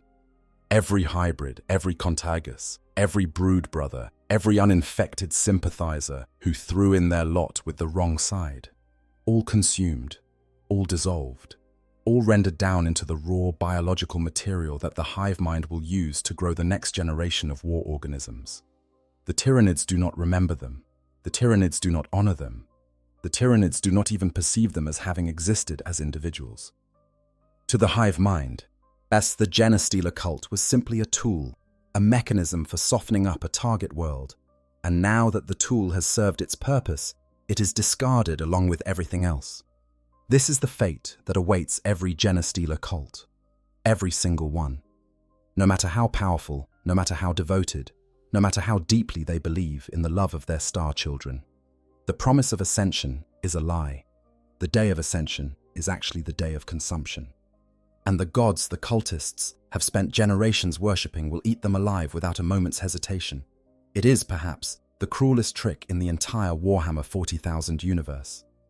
Not because of the physical horror, though there is plenty of that, but because of the emotional devastation. These cultists genuinely believed, they genuinely hoped, they genuinely loved their patriarch and their fellow cultists and the gods they thought were coming to save them. And all of it, every prayer, and every sacrifice, every act of devotion was in service of their own destruction. Now, knowing the full horror of the Genestealer cult's life cycle, let us turn our attention to some of the most notable cults that have plagued the Imperium of Man, and the campaigns that were fought to contain them. The first and perhaps most important of these stories takes place on a small mining world called Gosar Quintus. But this unremarkable rock in the eastern fringe of the galaxy would become the site of the Imperium's first confirmed encounter with a Genestealer cult, and the lessons learnt there, paid for in blood and terror, would shape the Imperium's response to the Genestealer threat for centuries to come. Gosar Quintus was what the Imperium classified as a Delver world, a planetoid given over entirely to mining operations.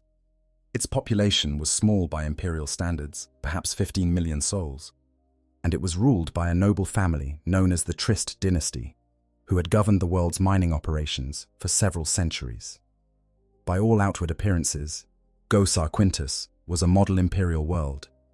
Its tithes were consistently at least a fifth higher than the required level. The adamantium mined from its substrata was purer than any other source in the sector. The administratum and the Adeptus Mechanicus inspected the world's operations regularly and found nothing amiss. What no one knew was that the Trist dynasty had been compromised. The Genestealer, that would become the world's patriarch, had arrived on Gosar Quintus, roughly 1500 years earlier, carried aboard a fragment that had broken away from a space hulk designated the Curse of Unreason. In the centuries since, the creature had quietly built a cult that permeated every level of the mining colony's society.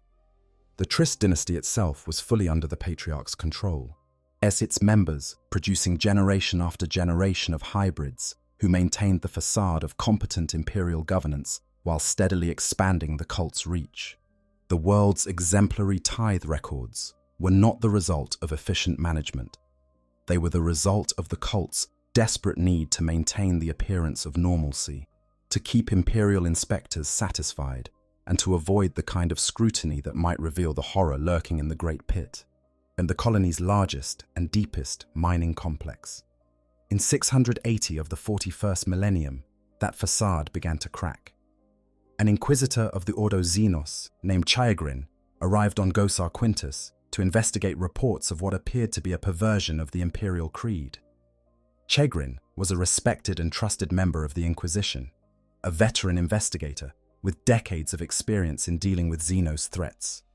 He led a team of Tempestus Scions, elite soldiers of the Imperium, or replaced the traditional Aquila with something that had too many arms. Workers who watched the Inquisitor's team with eyes that held an unsettling predatory awareness. Tunnels that branched off into areas not shown on any map, sealed by doors that bore symbols unlike anything in the Imperial Registry. And then, silence. On Chagrin's last communication to his fellows in the Inquisition stated, bizarrely, that all was well, that the Trist dynasty should be left to its own devices, that there was nothing to see on Gosar Quintus and no reason for further investigation. This was, of course, the Patriarch's doing.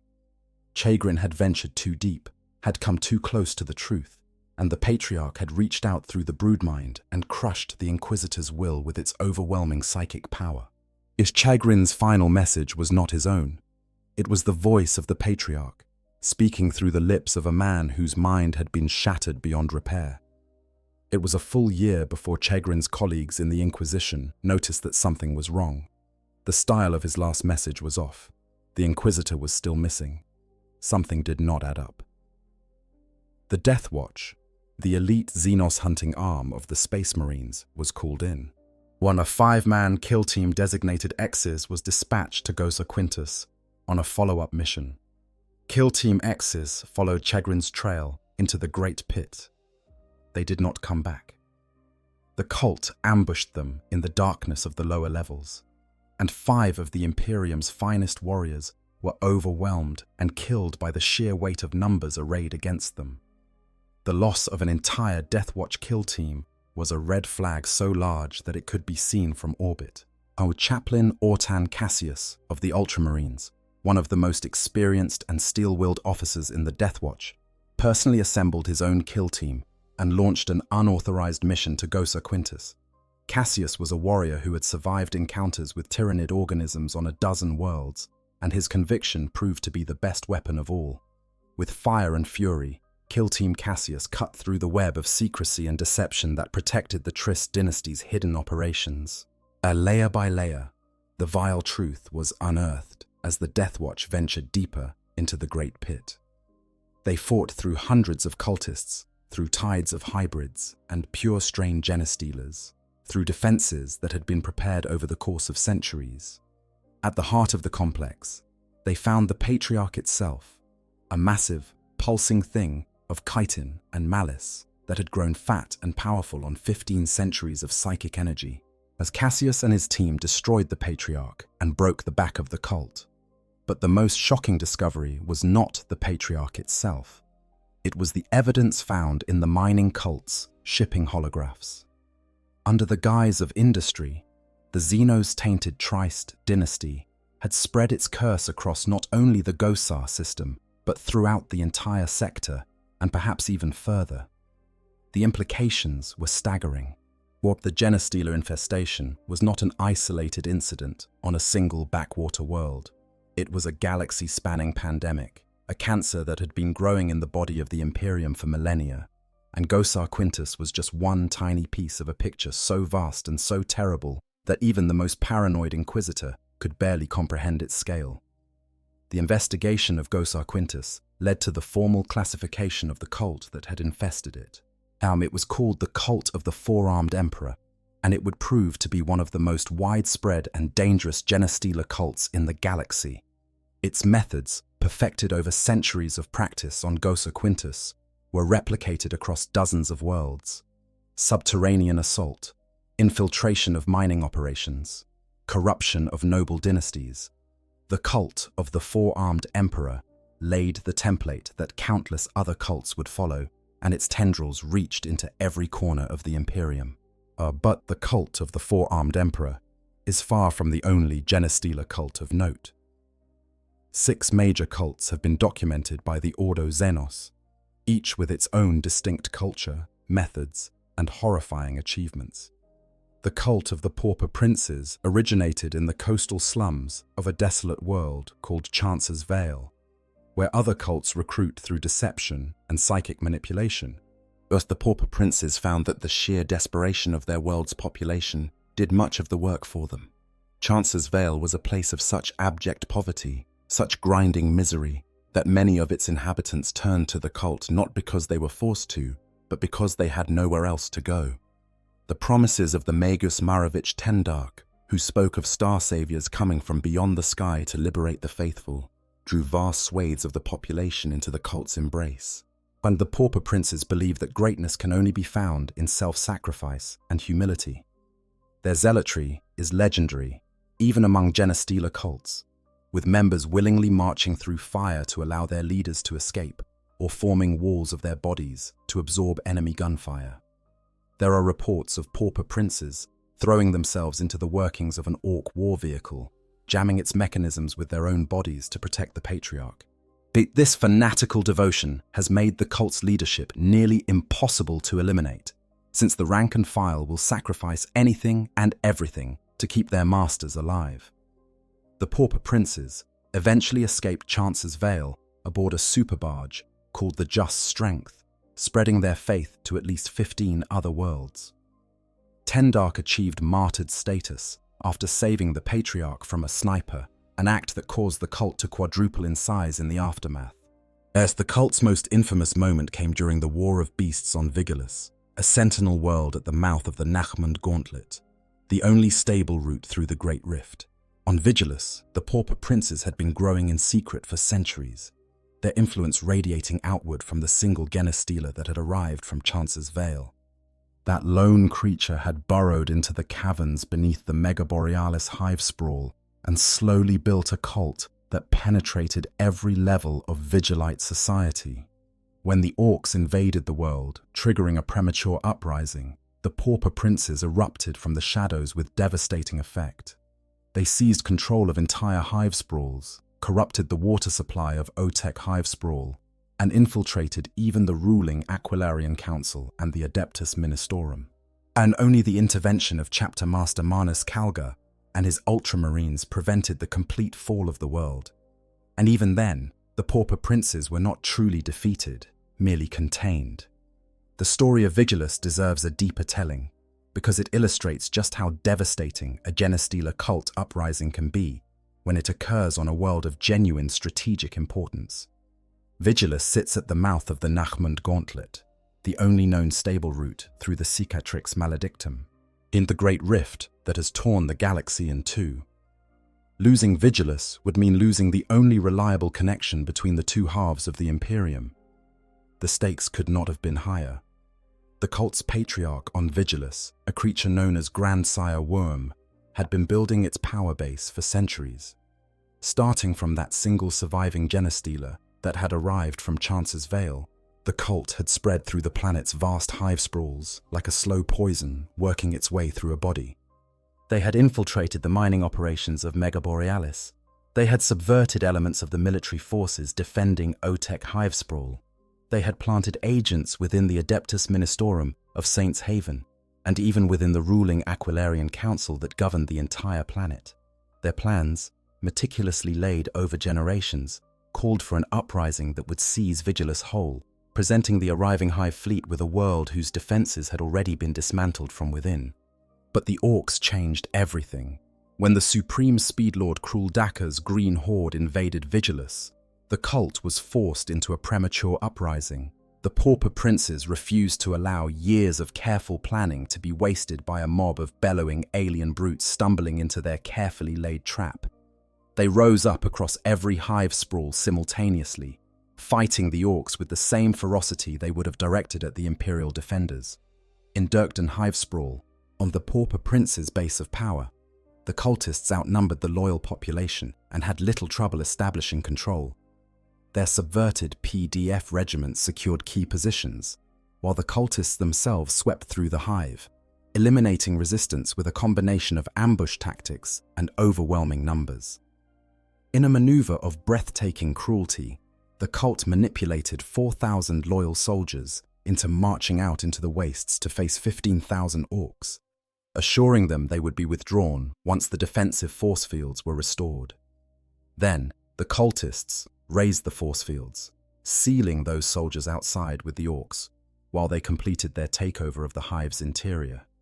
At Otek Hive Sprawl, the pauper princes struck hard at the water supply, corrupting the reservoirs with their genetic taint and seizing control of a resource critical to the survival of the entire planet. As a Space Wolves strike force led by battle leader Haldor Icepelt tracked the cult's agents to their underground lairs and put them to the torch, but the damage was already done.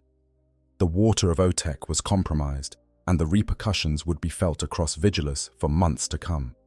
One Space Wolf veteran, a warrior named Brand Saberwolf, became trapped in the rubble when the cultists collapsed an entire district with pre-planted explosives.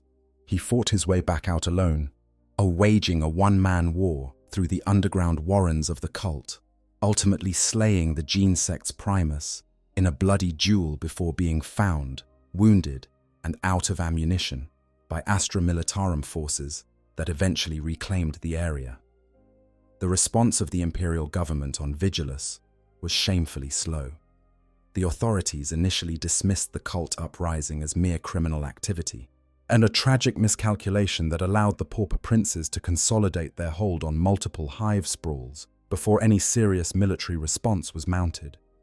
It was only when Marneus Calgar arrived with his ultramarines that the tide began to turn. But by then, the situation on Vigilus had deteriorated beyond anything the Imperium's defenders had anticipated. Calgar was forced to abandon Hive Dirkden entirely to the cultists, acknowledging that reclaiming it would require resources that were desperately needed elsewhere. And then, as if the situation could not get any worse, Abaddon, the Despoiler's Chaos Fleet, arrived in orbit. Now Vigilus was fighting a three-way war, with the Imperium, the Genestealer cults, and the forces of Chaos all competing for control of a world whose strategic importance made it too valuable for any of them to simply walk away from. The arrival of Chaos caused mass panic throughout the Imperial-held sprawls, and large numbers of desperate citizens turned to either the Broodmind or the Dark Gods for salvation, further swelling the ranks of the Imperium's enemies. Even Abaddon had not expected to find so many Xenos on the world. As his forces attempted to seize the hive sprawls from above, they encountered the entrenched Genestealer forces of the pauper princes in every hive sprawl, as the Night Lords and the Scourged were deployed against the cult stronghold of Dirkden, adding yet another layer of horror to a world that had already endured more than any civilized planet should have to bear. The Vigilus campaign demonstrates the full range of the Genestealer cult's capabilities. Strategic patience measured in centuries. Infiltration so thorough that it reached the highest levels of planetary government. As military operations coordinated across an entire world through the instantaneous communication of the Broodmind. Tactical flexibility that allowed the cult to adapt to the unexpected arrival of the Orcs and turn a premature uprising into a viable military campaign. And the sheer scale of the operation, involving millions of cultists operating across multiple continent-sized hive sprawls, fighting simultaneously against Orcs, the Imperium, and eventually the forces of Chaos. Other notable campaigns further illustrate the diversity and danger of the Genestealer threat. On the world of Ichar IV, at the outset of the Second Tyrannic War, a cult operating under the name of the Brotherhood instigated a rebellion that seized control of the entire planet before the Imperium could respond. Inquisitor Agmar petitioned the Ultramarines for assistance, and Chapter Master Marneus Calgar arrived 39 days later aboard the battle barge Octavius. Even with the combined might of the Ultramarines, the Planetary Defense Forces, and the Imperial Guard, the campaign to cleanse Ichar IV was brutal and protracted. On the world of Gravalax, a Genestealer patriarch had achieved something almost unthinkable. It had become the planetary governor. Disguised as a human leader named Governor Grice, the patriarch attempted to provoke a war between the Imperium and the Tau Empire, and hoping that the resulting conflict would weaken the planet's defenses enough for an approaching Tyranid hive fleet to consume it without resistance. It took a joint investigation by the legendary Inquisitor Amberley Vale and the Tau themselves to expose the truth. In a remarkable moment of cross-species cooperation, Imperial and Tau forces actually fought side by side to suppress the cult, and Governor Grice was killed by Inquisitor Vale personally. The Genestealer presence on the world was subsequently kept secret from the general population, and officially, the governor was removed by the Inquisition for gross incompetence. There is dark humor in that euphemism, though I doubt anyone who lived through the events on Gravalax found it particularly funny. Perhaps the most unsettling development of recent years involves the Necron overlord Trazyn the Infinite, that eccentric collector of galactic curiosities. In an attempt to eliminate a rival, the cryptech Orican the Diviner, Trazyn released a Genestealer into the depths of the world of Serenade. The creature was supposed to assassinate Orican, but the cryptech fought off the attack, and the Genestealer escaped into the world's population. Centuries later, the escaped Genestealer had established a full cult and launched an uprising that overwhelmed the entire planet. The Imperium was forced to enact exterminatus, destroying all life on Serenade's surface, though the Necron tomb deep beneath the surface survived intact. The irony of a Necron's carelessness leading to the destruction of an Imperial world is not lost on those few scholars who know the full story. The cult of the Hive cult takes a militaristic approach to the business of planetary subversion. Their strategy centers on infiltrating the Astra Militarum and planetary defense forces, subverting entire regiments from within and turning the Imperium's own military might against itself. A Hive cult uprising is characterized by the sudden and devastating betrayal of military units that were, until moments ago, considered loyal and reliable. Soldiers who stood shoulder to shoulder with their comrades for years suddenly turn their weapons on those same comrades, executing orders from a patriarch they have served in secret their entire careers. The cult of the Bladed Cog represents a particularly disturbing fusion of alien biology and mechanical augmentation. Originating on the forge world of Felnminster Gamma, the Bladed Cog emerged from circumstances that are unique among the documented cults. The forge world was ruled by a tech priest Dominus named Ovid Thrensium, who had traveled to the world seeking fuel for the Mechanicus Knights that accompanied his expedition. What he found was a world barely capable of keeping its cities lit around the clock, struggling under the weight of failing infrastructure and dwindling energy reserves. Thrensium's solution was characteristically brutal.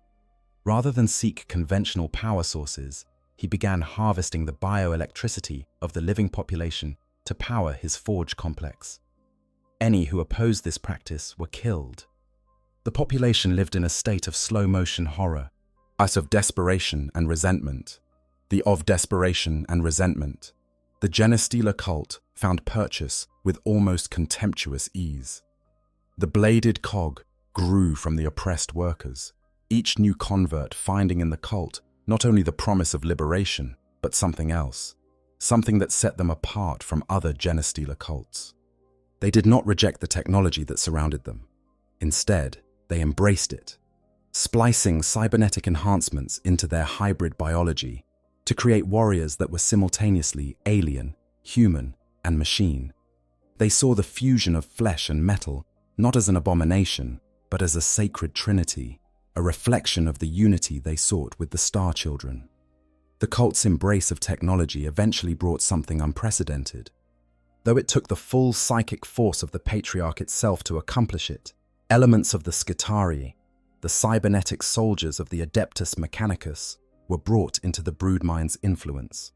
These part-machine warriors, already accustomed to having their thoughts and actions directed by external command systems, proved surprisingly susceptible to the Patriarch's psychic domination once their machine spirit defenses were bypassed. The Skitarii Alpha, the ranking military officer of Thrensium's cybernetic army, fell to the cult's influence, and with that single conversion, the cult gained access to military technology and training that no other Genestealer cult had ever possessed. The eventual uprising was devastating. The cult overwhelmed Thrensium's forces in a matter of hours, their hybrid warriors fighting alongside corrupted Skitarii in a display of coordinated brutality that left the tech priest's defenses in ruins.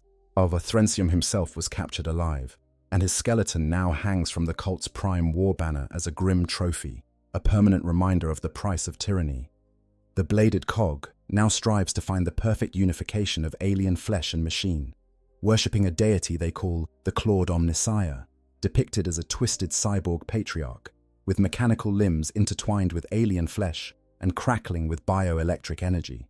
While the cult of the Rusted Claw is composed of weathered nomads and grim nihilists who believe that entropy rules the universe and that all things are destined to crumble into dust.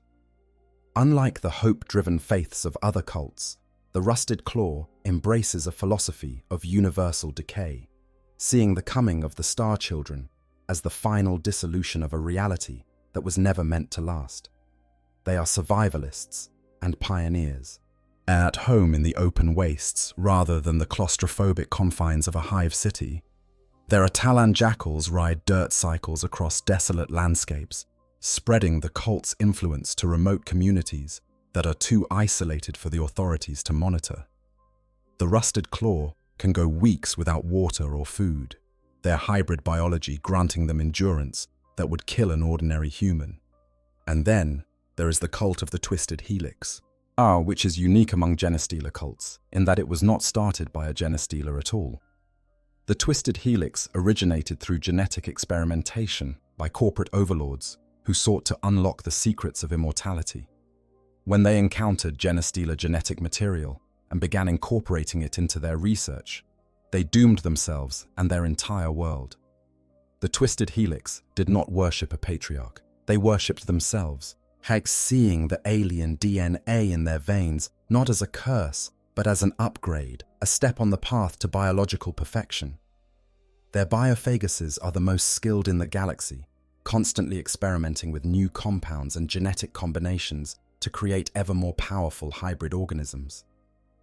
The results are often horrifying, but the Twisted Helix considers aesthetic concerns to be secondary to the pursuit of biological advancement, as each of these cults represents a different approach to the same fundamental goal, the subversion and eventual consumption of an imperial world. And each of them, no matter how different their methods or their philosophies, shares the same ultimate fate. When the Hive Fleet comes, when the Star Children reveal their true nature, the cultists will be consumed along with everything else. But here is the thing that keeps the Inquisitors of the Ordo Xenos awake at night. For every cult that has been discovered and destroyed, there are a dozen more that remain hidden. For every Goza Quintus that has been cleansed by the fires of purification, there are 100 worlds where the cult continues to grow and spread in silence. The Genestealer infestation has been spreading through the galaxy for millennia, carried along the Imperium's own trade routes and supply lines like a disease riding the circulatory system of an unwitting host. In the era of the Great Rift, the cicatrix maledictum that has torn the galaxy in half, the situation has only grown worse. Worlds cut off from the light of the Astronomicon are more vulnerable than ever to the cult's insidious influence. Refugee fleets fleeing the devastation of the Rift carry infected individuals from world to world, spreading the curse to places that were previously untouched. The Imperium's overstretched military forces, fighting a dozen wars on a dozen fronts, Us cannot spare the resources to conduct the kind of thorough planetary surveys that might detect a cult before it reaches critical mass. And most terrifyingly of all, a cell of the pauper princes has been discovered on Terra itself, the homeworld of the Emperor of Mankind, the most heavily defended planet in the galaxy. If the cults can take root there, in the shadow of the Golden Throne, then nowhere in the Imperium is truly safe. The Genestealer cults are not a problem that can be solved with bolter fire and orbital bombardment. They are a symptom of a deeper malaise that afflicts the Imperium of man, a reflection of the suffering and desperation that drives billions of people to seek salvation in the embrace of alien gods. As long as the Imperium grinds its citizens under the wheel of endless war and bureaucratic indifference, as long as hope remains the scarcest commodity in the galaxy, the Genestealer cults will continue to find fertile ground. They are patient, they are cunning, they are everywhere, and they are waiting. There are certain worlds that fall to the cults far earlier than intended, claimed by the Patriarch's dynasty when the hive fleet bound for them is still hundreds of years distant, or not coming at all. This can happen for any number of reasons. Perhaps the uprising was triggered prematurely because the cult ran out of ways to spread without being detected. Perhaps the Patriarch sensed psychically that the hive fleet it was calling to has been lost, destroyed in some stellar cataclysm, or diverted by the unpredictable currents of the warp. Whatever the cause, these orphaned cults are, in some ways, the most dangerous of all. Without a hive fleet to draw to their world, these cults do not simply sit and wait. They become active agents of destruction on a galactic scale, using their conquered homeworld as a base of operations from which to launch infiltration missions to other planets. They send stowaway organisms and covert invasion forces to every world within reach, replicating their successes and spreading the Genestealer curse across an ever wider area. These orphaned cults are driven by a desperate need to reconnect with their star gods, to find another hive fleet that will hear their psychic call and come to complete the cycle that was interrupted. Whilst the Imperium's response to the Genestealer threat has evolved over the centuries, but it remains inadequate to the scale of the problem. The Ordo Xenos of the Inquisition maintains specialized teams dedicated to detecting and eliminating Genestealer infestations, and the Death Watch stands ready to deploy kill teams against confirmed cult strongholds. But the Inquisition's resources are finite, and the galaxy is vast. For every cult that is discovered and purged, countless others remain hidden, growing stronger with each passing generation. The most effective weapon against the cults is not military force, but awareness. A population that knows the signs of Genestealer infiltration, that understands how the cult operates and what to look for, is a population that can resist the infection before it takes hold. But the Imperium, with its characteristic paranoia, has largely kept the existence of Genestealer cults a secret from the general population. The authorities fear, and not without reason, that widespread knowledge of the cult's methods would cause mass panic and social collapse. And so the citizens of the Imperium remain ignorant of the threat that lurks beneath their feet, blissfully unaware that the kindly preacher in the Underhive chapel might have 4 arms hidden beneath his robes. There is a grim irony in all of this. The Imperium's own failings, its cruelty, its inequality, its indifference to the suffering of its citizens, create the conditions in which Genestealer cults thrive. And the Imperium's response to the threat, its secrecy, its paranoia, its refusal to trust its own people with the truth, ensures that the cults will continue to spread unchecked. The Imperium is, in a very real sense, its own worst enemy in the fight against the Genestealer menace. But then, that has always been the central tragedy of the Warhammer 40,000 universe. The greatest threats to humanity do not come from the alien horrors that lurk in the darkness between the stars. They come from within, from the compromises and the cruelties and the willful blindness that have allowed humanity's greatest civilization to become its own prison. The Genestealer cults are a mirror held up to the Imperium of man, and the reflection they show is not a flattering one. They reveal a civilization so broken, so fundamentally unjust, that its own citizens would rather worship alien parasites than continue to endure the misery that the Imperium offers them. They reveal a military machine so overstretched and so poorly coordinated that a Xenos infection can spread through its ranks for centuries without detection. They reveal a political system so corrupt and so indifferent to the welfare of its subjects that entire worlds can be subverted without anyone in authority noticing or caring. And perhaps most damningly of all, they reveal a spiritual vacuum at the heart of the imperial creed. The emperor, whatever he may once have been, is now a silent figure on a golden throne, offering no comfort and no guidance to the billions who suffer in his name. The ecclesiarchy preaches obedience and endurance, but offers nothing in return except the cold promise of an afterlife that no one can verify. Is it any wonder that people turn to the cult with its warm embrace and its promises of salvation, when the only alternative is the Imperium's grim assurance that suffering is holy? The Genestealer cults are many things. They are a military threat. They are a biological weapon. They are an existential danger to every inhabited world in the galaxy. But more than any of these things, they are a story about hope, and about what happens when hope is corrupted, perverted, and ultimately betrayed.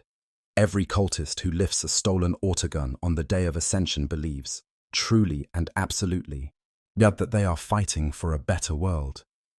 Every parent who looks at their hybrid child with adoring eyes believes, genuinely and completely, that they are raising something beautiful. Every worker who attends the underground chapel and listens to the Clamavus preach about the Star Children believes, with all their heart, that salvation is coming, and they are all wrong. Every one of them. The Star Children will not save them. The day of ascension will not bring liberation, as the family they have found in the cult is built on a foundation of alien manipulation and genetic corruption. Everything they believe, everything they hope for, everything they love, is a lie constructed by a creature that views them as nothing more than biological resources to be exploited and eventually consumed. That is the tragedy of the Genestealer cults. Not the violence, not the horror, not the alien parasitism or the psychic manipulation or the generational corruption. Yet the tragedy is the hope. The genuine, heartfelt, utterly sincere hope that burns in the chest of every cultist as they charge into battle, singing hymns to gods that will devour them. In the grim darkness of the far future, there is only war. But for the cultists of the Genestealer cults, there is also something worse than war. There is the moment, that terrible, a shattering moment when the hive fleet arrives, and the brood mind shatters, and the truth comes crashing down like a collapsing hive spire. The moment when hope dies, not gradually, not gently, but all at once, in a single psychic scream that echoes through the minds of millions. In that moment, every cultist who survives understands what they have done, what they have been, what their devotion has cost them and everyone they love. And then the swarm closes in, and even that understanding is taken from them. There is a passage in the records of the Ordo Xenos that speaks to the true horror of the Genestealer cults, better than any battle report or strategic assessment ever could. It was written by an anonymous inquisitor who had spent decades hunting cults across the Eastern Fringe, and who had watched, more than once, as an entire world was consumed by the creatures its people had worshipped as gods. As the passage reads, they preach about the light of the Emperor, eternal salvation through toil, all of that. The herd lap it up. I know better. That inquisitor was wrong in the end. He did not know better. None of them do. Because the Genestealer cults are not a problem that can be understood from the outside. Not truly. To understand the cult is to understand desperation. To understand what it means to live a life so devoid of meaning and so full of suffering that even the embrace of an alien parasite feels like warmth. And understanding that is not something that can be conveyed in a report or a briefing or a strategic assessment. It can only be felt. and by the time you feel it, it is already too late. So the next time you walk through the streets of a hive city, the next time you hear the chanting from a chapel you do not recognize, and the next time you see a worker with unusually pale skin and a slightly ridged forehead carrying a pickaxe that could just as easily serve as a weapon, remember the Genestealer cults. Remember what they are, remember what they want, and remember that the greatest trick the patriarch ever pulled was not the psychic domination or the genetic corruption or the generational infiltration. The greatest trick was making people believe that the monsters from beyond the stars loved them. That is all for tonight, friends. As always, if you enjoyed this deep exploration of the galaxy's most insidious threat, please hit that like button and subscribe to the channel. It helps more than you know, and it means we can keep bringing you these stories from the grim darkness of the far future. Leave a comment below telling me which Genestealer cult you find most fascinating, or which aspect of their lore you would like us to explore further. Until next time, stay safe, stay faithful, and remember, the Emperor protects, but so does knowledge. And in the fight against the Genestealer cults, knowledge might be the only weapon that matters. I hope you guys enjoyed the story. Make sure to hit the subscribe, like, share button, whatever you want. Give me some feedback if there's any. And yeah, sleep well.